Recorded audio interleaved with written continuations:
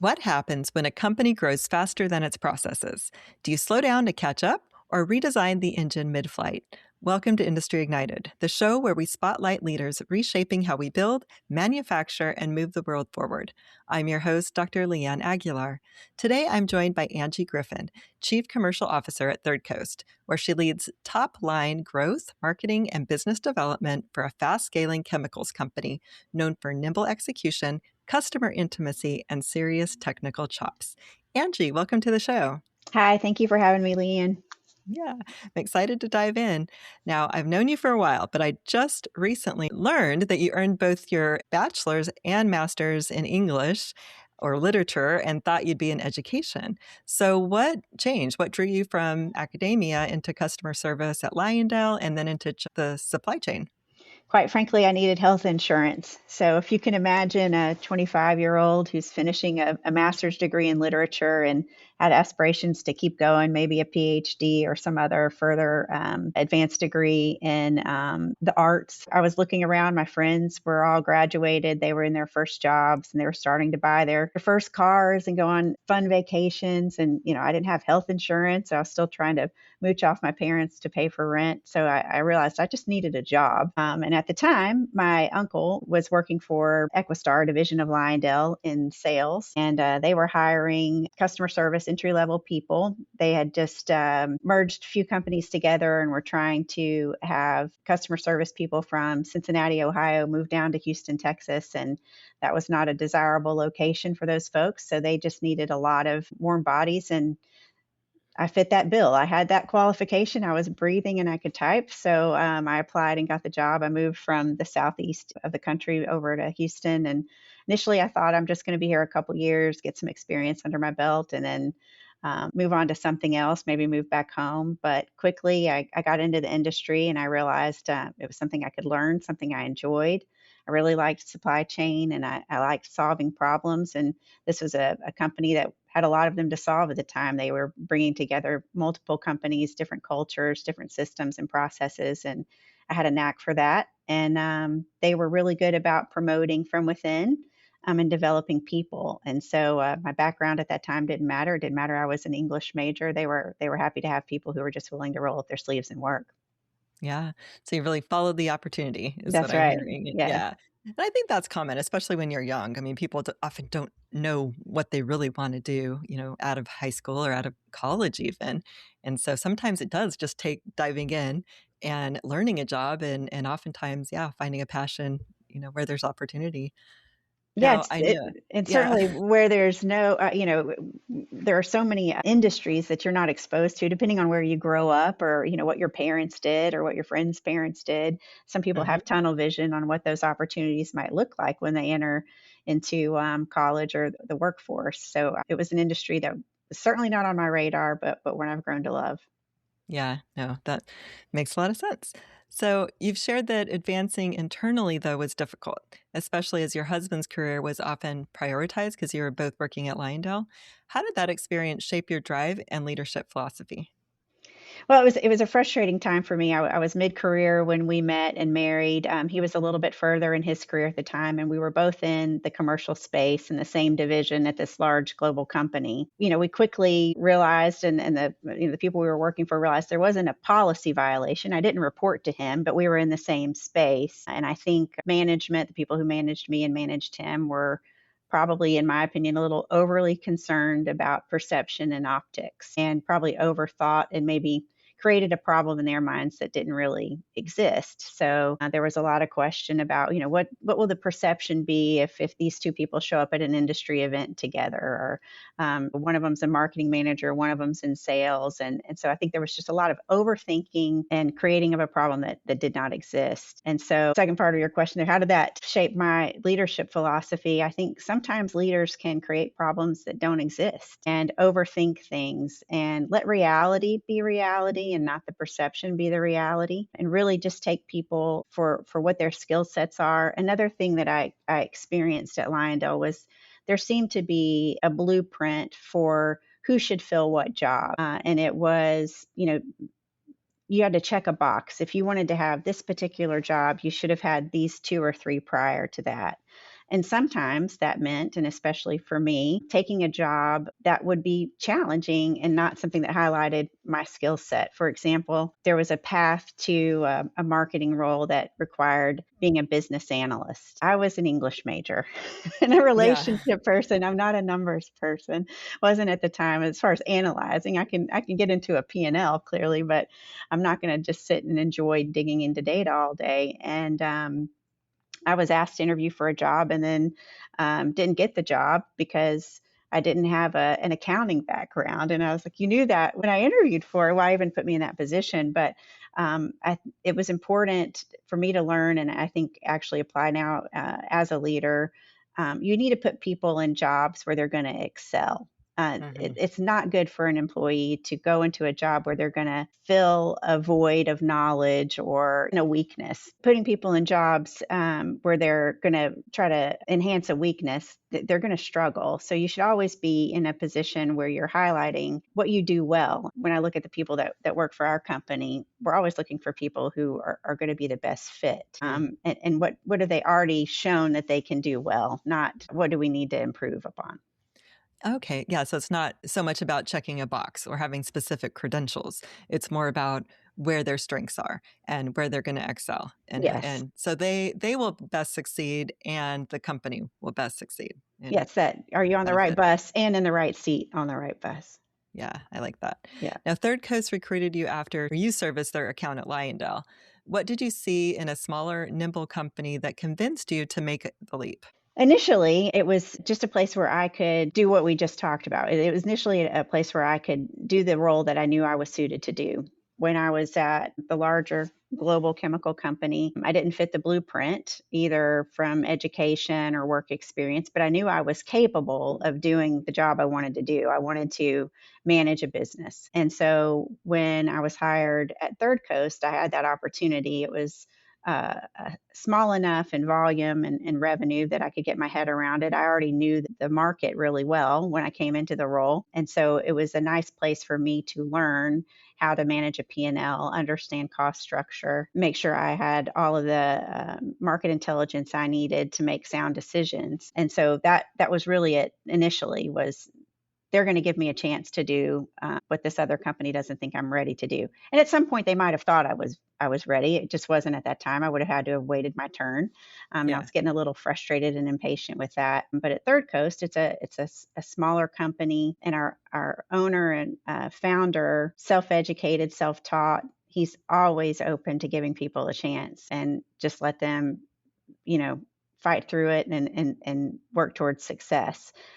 He's not afraid of watching people stumble a little bit along the way, which was very freeing. It took the pressure off. If you made a mistake, his response was just don't make it again, which is Yeah. a really great way to learn. Right. So I'm hearing like a lot more of a culture fit is Absolutely. what I'm hearing. And so just the environment there, one where there's opportunity and it's not about right having those boxes checked once again. It's really about what you bring to the table and what you know you see for yourself and him giving you the shot to make it happen. And it was Yeah. also, a growing company, a young company, and I really enjoy solving problems. And so when you walk into an environment like that, a company that's still trying to establish itself and find its way, there's a lot of low hanging fruit where you can add value, and that gives you a lot of confidence too when you can just walk in the door and make things happen. Yeah, it's like creating your own destiny. Well, That's right. very exciting. Yeah. Now, early on, you managed one business segment, the brake fluid, before moving on to broader leadership at Third Coast Chemicals and then CCO. What were the pivotal moments that signaled that you were ready for each step up? I think initially getting through some contract negotiations, when I walked into the role, we had some contracts that weren't benefiting us in any way. I was able to restructure those, and I think being able to see that I understood what was driving our business and our profitability, and make sure we had the contracts in place that would right size that, it gave me a lot of confidence. I was also fortunate to have the CEO his trust when I came into that role there. The division I was working for was kind of absorbed into the broader organization. There was not any focus on this one particular business division.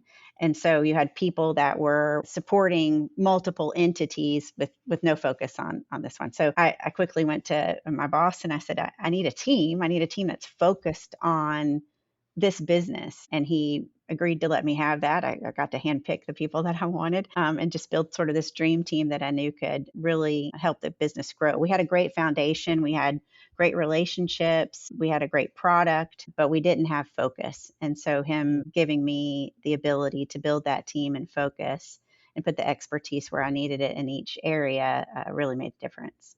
Yeah. Now you've said growth outpaced process. How did you break down the order system into chunks to improve speed from order to cash? So this is really speaking towards the broader organization. So we have two core businesses. One is a chemical distribution business, and one is contract manufacturing. With contract manufacturing, we definitely grew quicker than our processes. So we had opportunity to look at, or really a need to look at our processes and how complex they were and manual, quite frankly. So the company had grown, over 20, 25 years.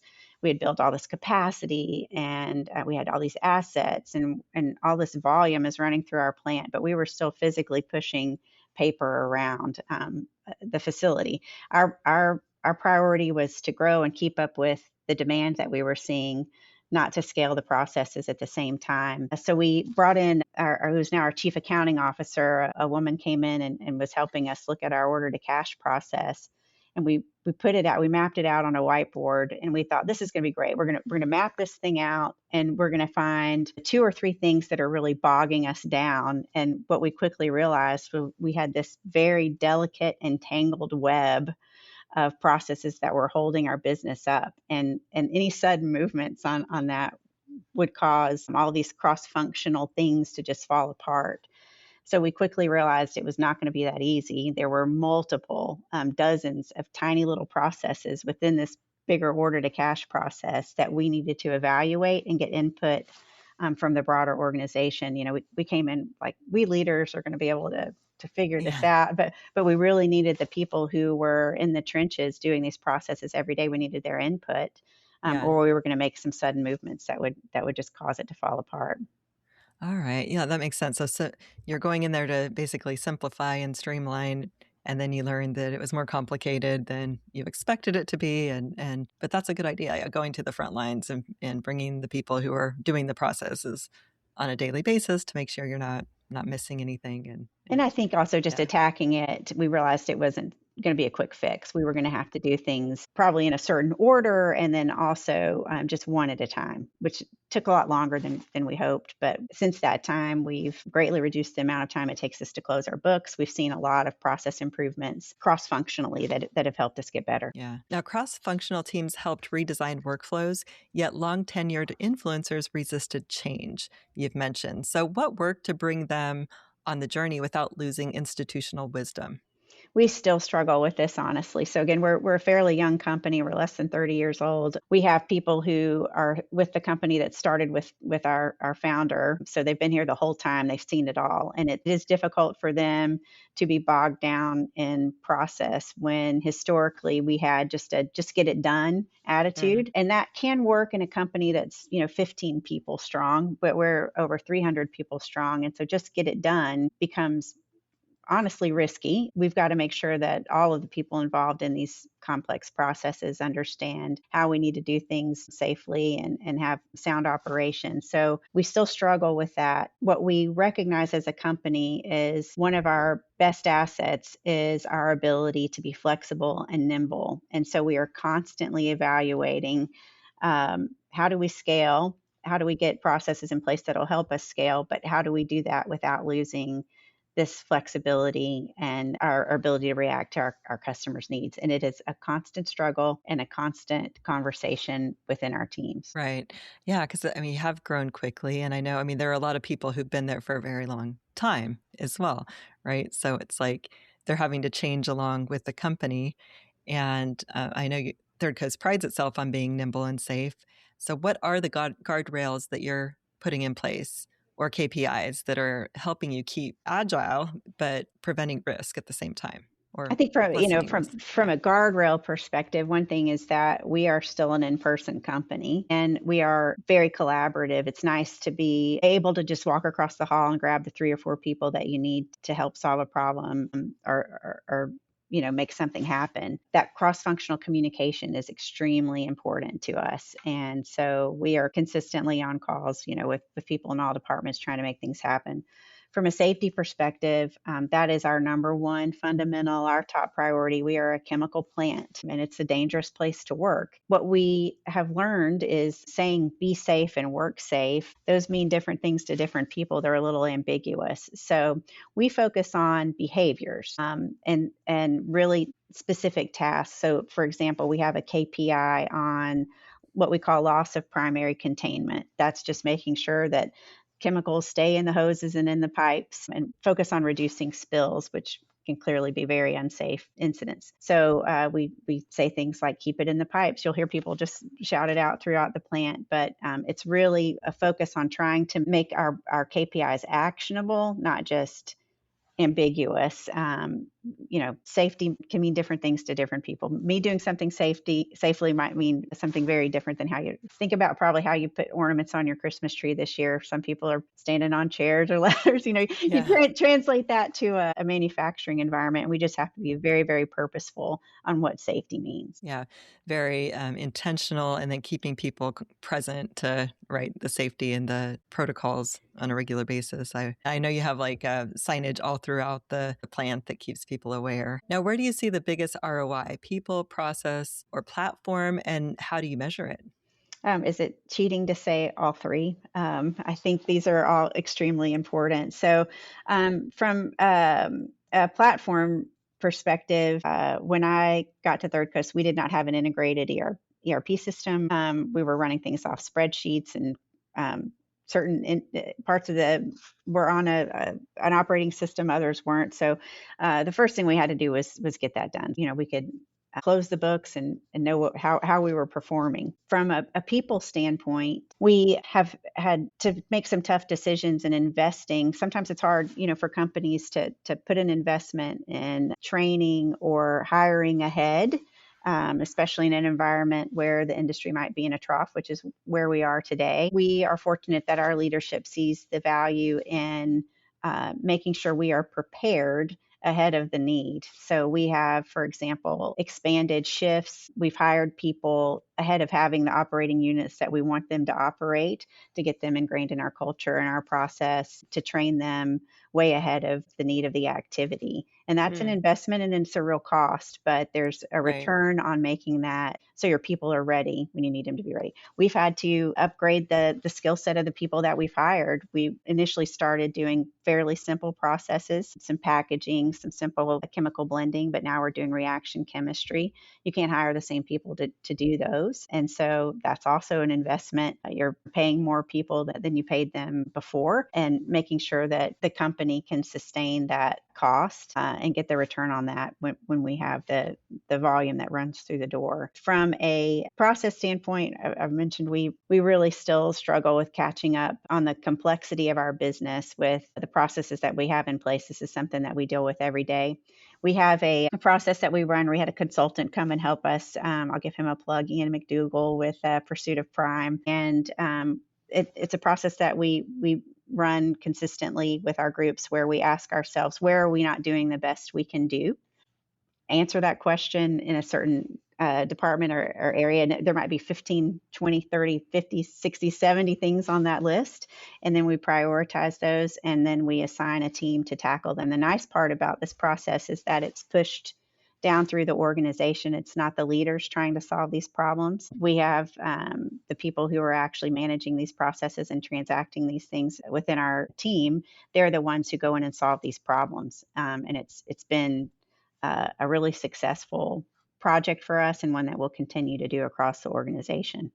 Yeah. So really encouraging the people who are doing the job to step up and solve the problems since they're the ones working hands-on every day and probably the most equipped to solve those problems. Yeah, I have a saying too when some people come to me and they say I've got a problem, I'll hear them out and then my answer is it sounds like you've got a project. So what are Ah, you going to do to solve that problem for you and your team? Not me. yeah. Don't bring me the problem. You tell me how best to solve it. And fortunately we have a culture that allows our people and empowers our people to make those decisions and solve problems. Okay, that's great. So, no, you don't have a problem, you have a project. So We have a it's like, what are you project. gonna do about it? How do you solve a problem? Yeah, that's awesome. Yeah, that's a good one to remember. I like that. Now, your remit spans top-line revenue, marketing, and business development. While customer service is stretched thin, how do you prioritize opportunity without overloading delivery? We overload delivery all the time. Part of this is because the nature of our business, we're a service business, contract manufacturing, our customers dictate the timeline. Occasionally we can manage expectations based on capacity constraints or things like that.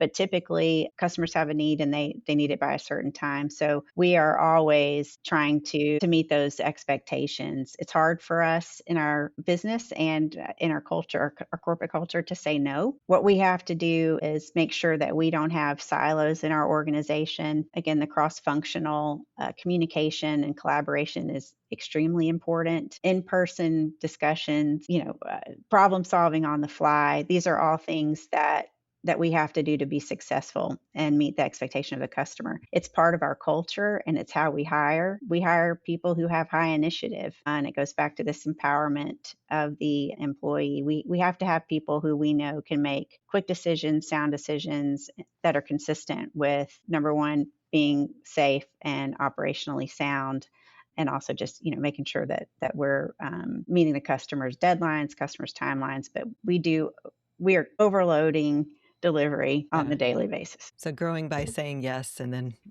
figuring it out. Yeah, Yeah. I know. that's right. Now, I know Third Coast often invests upfront capital to help scale or help customers scale faster and cheaper. What criteria must a project meet to earn that bet? Typically, it's just, what can the customer absorb if they're going to pay that back over time? And usually that's volume driven. A customer's got a big project. We have to put in a unit, specific to that or make some capital investment on an asset to meet their project demands. It's usually just a matter of we like a payback within, a certain amount of time and can their volume absorb that cost on whatever the back end on what they're selling that for is. Often it's not the capital that's the customer's constraint. Typically it's they have a need, don't have an asset for it, and we might not either at the time, but we can typically design and construct an asset to fit their needs way quicker than they can. Yeah, that's awesome. Now, customized chemistries make standardization tough. Where has technology truly improved cycle time or margin? And where is it more hype than help? I think this is a difficult one for us. We are, a custom chemical manufacturer, so there's very few places in our facility where we're running the same process all the time. And in a lot of cases, we have an asset that's multi-purpose, and different customers and different products are coming in and out of that unit on a regular basis. So, where we can have continuous process, where we need to have flexibility, those are typically more manual. Hmm. And automation would hamper us in that case.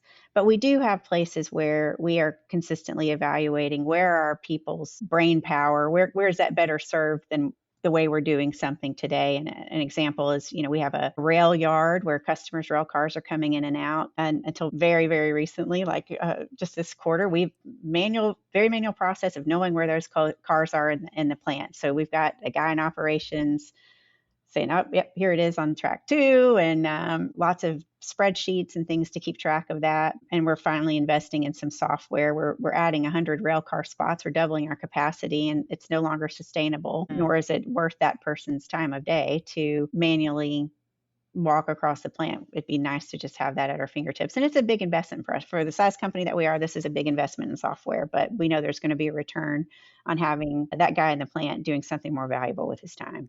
Yeah. Wow. That's a big expansion as well. So that's Yes, exciting. Yeah. it is Great. very exciting. Now, you've celebrated big wins in oil and gas and are pushing into broader, more complex chemistries. What capabilities are you building next to keep the flywheel turning? It's an interesting time in our industry right now. There is a lot of optimization going on. We specialize in derivatization of commodity chemicals. So a lot of our customers make core chemicals and then they want to make the specialty chemicals that use those commodities as building blocks. So we're seeing a real need in the US Gulf Coast for expanded capacity related to that. To keep up with that, we're adding 100 railcar spots, we're adding tanks to help support blending and reaction, we're adding reactors. We know that the US Gulf Coast is the best place to be from a cost perspective, and we see a real need for this sort of smaller batch chemical processing. So we are in a trough in this industry, as I mentioned earlier, but we are building ahead of that. And we're in a great position. Our leadership has put us in a great financial position to be able to expand ahead and be ready when our customers need us. Yeah. No, and I've heard that theme throughout, just really looking ahead, being proactive, being flexible and agility. I think that's a big, key. Nimble and agility. Those are two characteristics that I think really let that expansion happen and let you grow into new industries and offer new products and capabilities as well. We still are very much driven by our founder's spirit, which he's not afraid of anything. And he's confident that we have the people and the capabilities to meet customers' needs. So Mhm. he's not afraid to try something new. And that's honestly how we've been able to grow. If we just stuck to what we were comfortable with, we would never grow. Yeah. And he has a fascinating story as well. And just, I think that's been his MO since the start, right? Yes. Yeah, founding the company. So that's awesome. Now you're coaching teams to navigate problems, not escalate them. What habits or playbooks actually change behavior on the floor and in the field? I think one thing that is super important for us is when I first got here, our leaders were in the weeds, so we were rolling up our sleeves and solving problems. And this goes back to the empowerment of the people on the floor. So we really ask all of our team members to be proactive, bring problems to the forefront. And again, going back to if you have a problem, you have a project, what can they do to make it better? And I think we've seen results where our team members really take ownership and have pride in that. They don't just want to be out there punching the clock and being a cog in the wheel. They really want to be a part of the growth. They want to be a part of the success. And so, giving them the tools to improve process and improve efficiencies through empowerment and through this pursuit of prime process that I talked about, we've really seen great results on that. Yeah. No, and I can say just from experience with your team, there is that sense of ownership and of pride. And each person, like with the fundamentals of the week that you have, for example, and if people visit their Coast page on LinkedIn, you can become, aware and present to the fundamentals. And you have people come in and speak to them, and each person, brings their own spin, on the fundamental and how they incorporate it into their work. And you can hear that. You can, sense the ownership and accountability. And I think that's one thing about Third Coast I admire, most is just how you've instilled that sense of pride and ownership within your culture. Yeah, thank you. I think that's really top down from Jim and the Clausen family. That's something that you can't help but absorb. Yeah, absolutely. Now, on sustainability, you practice product recovery and recycling. Where do circular practices deliver customer value today, and what's still on the roadmap? This is a tough one, I think, for our industry and where we are today. The petrochemical industry as a whole has been sustainable before sustainability was cool. Waste is loss, right? And so the petrochemical industry for decades has worked to eliminate waste, reduce waste, be environmentally responsible. It's in their best interest to do so. Long before the terms of circularity and sustainability, our industry was way ahead of that. So now you've got these terms that are in play with, real actionable and measurable results that are expected. The low-hanging fruit in our industry, I think, was already accomplished. And so where you can try to find value and do more becomes difficult when the consumer isn't willing to absorb that cost. There's cost to these things. So I saw a CEO speak several years ago. He works for a company that makes products that go into mattresses. And he said that, everybody could have 100% recyclable mattress, but what's the consumer willing to pay for that? And so I think, when you see things like green products and like, a personal care space, those things are kind of easy. And if you have the means to buy the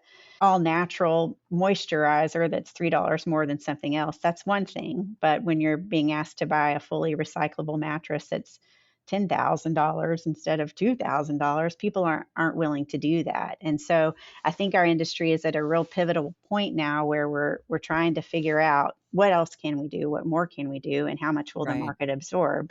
Um, the world needs our industry, and sustainability and circularity can't be accomplished without petrochemicals. You can't have solar energy and wind energy, nor can you have lighter trucks and vehicles for fuel efficiency without the products that we create. And so we have to find that balance between making sure these companies can financially sustain themselves and meet the needs of what these goals of sustainability and circularity are. And it's a real tipping point. You see companies in Europe where there are very, very firm and strict sustainability requirements that are struggling financially. The number of petrochemical plants shutting down in Europe is astonishing if you were to go Mm, and look at that. You can't have a high cost feedstock and have all these requirements that increase costs that the consumers aren't willing to pay for. So we've got to right. find the right balance.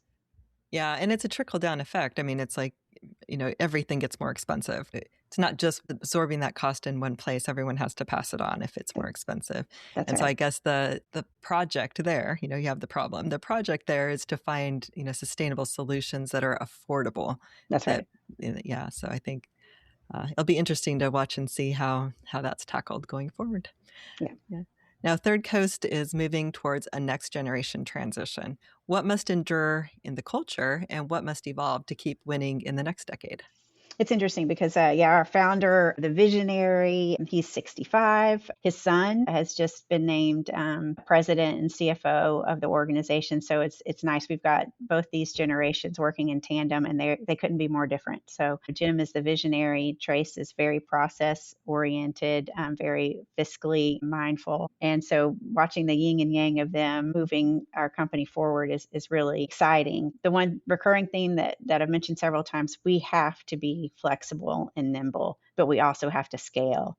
And so that is the tug of war that we're constantly in. How do we retain that flexibility, but get ourselves sophisticated enough that we are operating safely, we're operating efficiently, and we can continue to grow.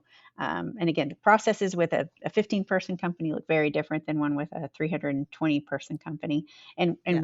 we have no signs of stopping that growth. So it's a really exciting place to be as an employee, to see this dynamic, this transition, and know how both Jim and his son Trace can learn from one another, and how those two very important pieces can complement each other. We can't have one without the other, where we are and not where we're going. Right.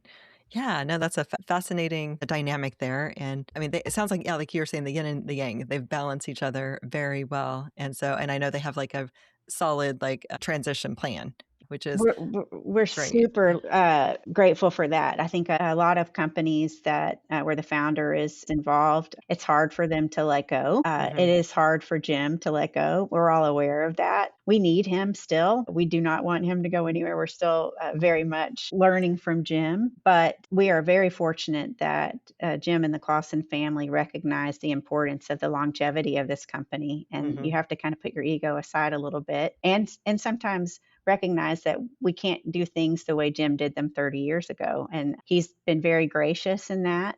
He's not held us back. And we're very, very fortunate that we have a family of owners that puts the company first. Yeah, absolutely. I think for sustainability, that's paramount. I mean, there are many companies who don't have, succession plans in place, Mhm. and then they end up, something happens, unexpected, and then everything is at risk. Yeah. everyone's job is at risk. All the Yeah. customers' assets are at risk. So, yeah. Yeah. Jim Yeah. doesn't, I think some people can just think about, I've got these 320 employees that are relying on me. The Clausens very much recognize it's way broader than that. It's not just those people, it's their families, it's their extended families that are supported by the people who work here. And then it's our customers and their families. And they definitely recognize the level of responsibility that they have to keep this company on the right track.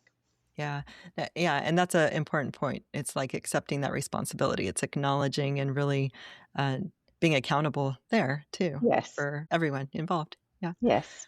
Well, Angie, thank you for taking us inside Third Coast Journey. Yeah, I've learned a lot, and it's always a pleasure. Thank you. My pleasure. Thank you for having me.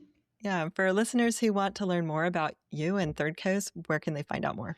thirdcoast.com and then also thirdcoastchemicals.com. And of course, you mentioned LinkedIn, where you can follow Jim Clausen Jr. would be the star of the show for us on his LinkedIn page. All right, great. And to our audience, if you enjoyed this episode, please subscribe, share, and tune in next time for more conversations with leaders igniting industry. Until next time, stay bold, stay curious, and keep igniting industry. Thank you.